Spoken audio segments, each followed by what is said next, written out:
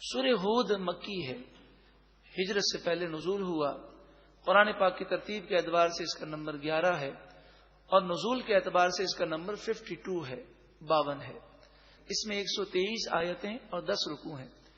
سورہ ہود وہ سورت ہے کہ جس میں بہت زیادہ اللہ کے عذاب کا ذکر ہے۔ جب یہ سورت نازل ہوئی تو نبی اکرم صلی اللہ علیہ وآلہ وسلم بہت روئے، اور اس سورت کے نازل ہونے کے بعد آپ کا یہ معمول تھا کہ جب آپ رات کو نماز کے لیے کھڑے ہوتے تو اتنا روتے کہ حضرت عائشہ صدیقہ رضی اللہ تعالی عنہا فرماتی ہیں کہ آنسو آنکھوں سے ٹپک کر زمین پر گرتے۔ وہ جو سید المعصومین ہیں، جو معصوموں کے سردار ہیں، جنت کے سردار ہیں، جن کی شفاعت کے صدقے میں سب جنت میں جائیں گے، وہ اتنا اللہ کا خوف رکھیں۔ ہم گناہگار ہو کر ہماری آنکھیں گناہوں پر آنسوؤں سے تر کیوں نہیں ہوتی؟ بسم اللہ الرحمن الرحیم، اللہ کے نام سے شروع جو بہت زیادہ مہربان نہایت رحم کرنے والا۔ الف لام غ، حروف مقطعات۔ واللہ ورسولہ اعلم بمرادہ، مفسرین نے فرمایا کہ اللہ اور اس کا رسول صلی اللہ علیہ وسلم اس کی مراد بخوبی جانتے ہیں۔ کتاب احکمت آیاتہ، یہ قرآن وہ کتاب ہے جس کی آیتیں حکمت شدہ ہیں، جس میں حکمتیں ہیں۔ ثم فصلت، پھر تفصیل شدہ ہیں، ایک ایک بات کی تفصیل موجود ہے۔ من لدن حکیم خبیر، حکمت والے خبردار رب العالمین کی طرف سے ہے یہ کتاب۔ اللہ تعبدوا الا اللہ، کہ تم اللہ کے سوا کسی کی پوجا نہ کرو۔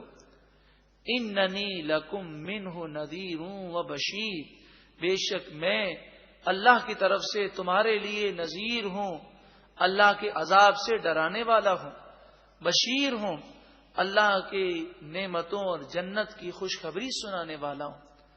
وَأَنِ اسْتَغْفِرُوا رَبَّكُمْ، اور تم اپنے رب سے معافی مانگو، استغفار کرو۔ ثُمَّ تُوبُوا إِلَيْهِ، پھر اس کی طرف رجوع لاؤ۔ استغفار کرو گے اور رجوع لاؤ گے تو تمہیں کیا فائدہ ملے گا؟ آخرت کی بھلائیاں، قبر کی راحت تو اپنی جگہ ہے۔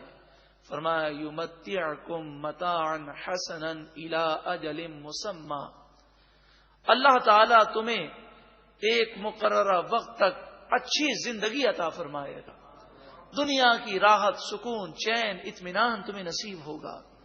وَيُؤْتِ كُلَّ ذِي فَضْلٍ فَضْلًا، اور اللہ تعالیٰ اس توبہ اور استغفار اور عبادت کی برکت سے اپنے فضل سے تمہیں ہر فضل اور ہر نعمت عطا فرمائے گا۔ وَإِن تَوَلَّوْا، اور اگر تم منہ پھیرو، فَإِنِّي أَخَافُ عَلَيْكُمْ، پس بے شک مجھے تم پر خوف ہے، مجھے ڈر لگتا ہے۔ عذاب یوم کبیر، بڑے دن کا عذاب تم پر آئے گا۔ إِلَى اللَّهِ مَرْجِعُكُمْ، اللہ ہی کی طرف تم لوٹائے جاؤ گے۔ وَهُوَ عَلَى كُلِّ شَيْءٍ قَدِيرٌ، اور وہی ہر چاہت پر قادر ہے۔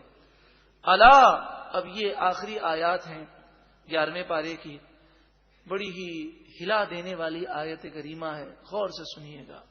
الا، سن لو، انہم، بے شک یہ لوگ، یثنون صدورہم، اپنے سینے کو دہرا کرتے ہیں۔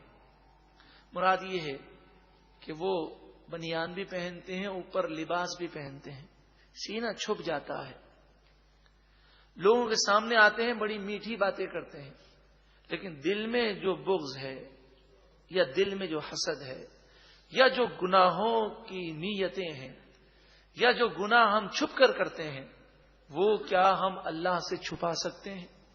لِيَسْتَخْفُوا مِنْهُ، وہ سینے کو دوہرا کرتے ہیں تاکہ اس سے وہ اپنے سینے کے راز کو چھپا سکیں۔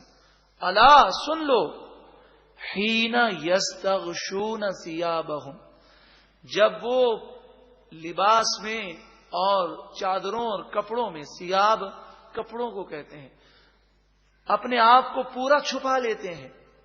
رضائی میں، چادر میں انسان پورا چھپ جائے پورا اندر چلا جائے، پھر بھی جان لو یعلم اللہ جانتا ہے، ما یسرون جو وہ چھپاتے ہیں، وما یعلنون اور جو وہ ظاہر کرتے ہیں، انہ علیم بذات الصدور بے شک وہ اللہ سینوں کے رازوں کو بھی خوب جاننے والا ہے۔